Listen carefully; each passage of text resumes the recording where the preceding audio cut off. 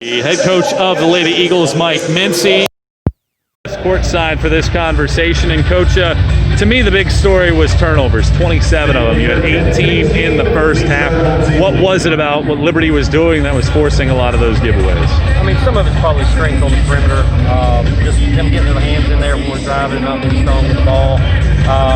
Sometimes we had passes that we could have thrown either into the post or to someone, and it was just a second too late.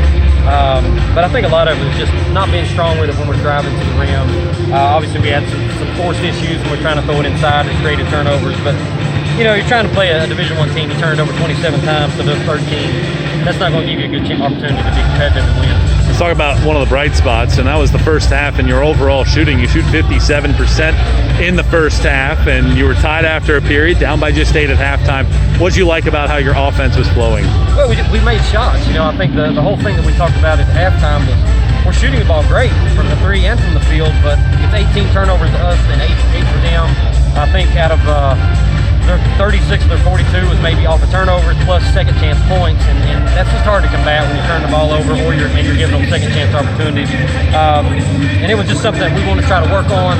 I think in the second half, our legs finally gave in, and it's a physical game. They're a physical type team, and I think just that overall physicality for them, back-to-back days for us, I just think it eventually wore ourselves out late, about midway to the late third quarter.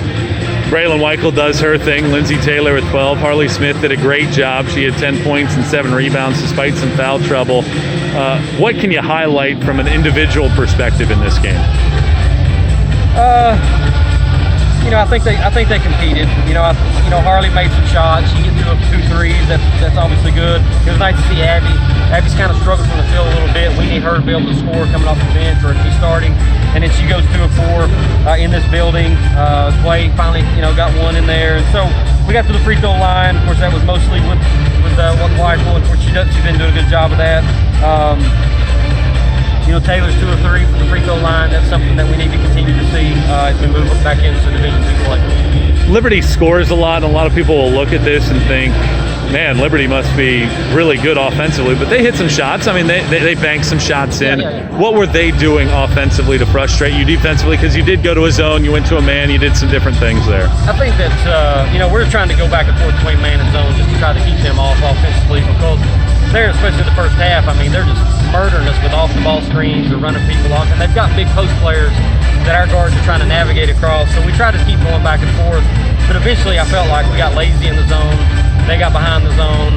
We didn't move effectively with the 5 guys there on the floor, and we gave them some easy looks inside, which is not what I wanted to do. And then, of course, you started giving up stuff inside. They were able to finally hit some threes, because I don't know what they actually averaged up for threes, but they hit a ton of them tonight, it felt like. What do you want your team to learn from today's game?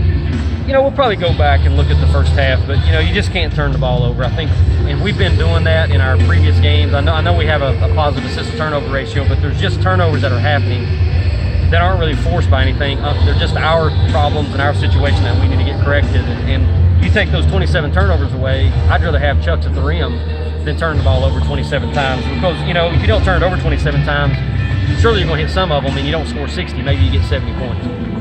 You get North Georgia on Wednesday on the road in a gym a lot like this, a very similar feel, a big gym and a good defensive team, as they've always been down there with Abby Franklin and Julianne Sutton, 2 of the best players this region has had for the last 4 years. What's the key to taking down the Nighthawks on the road to close out the semester?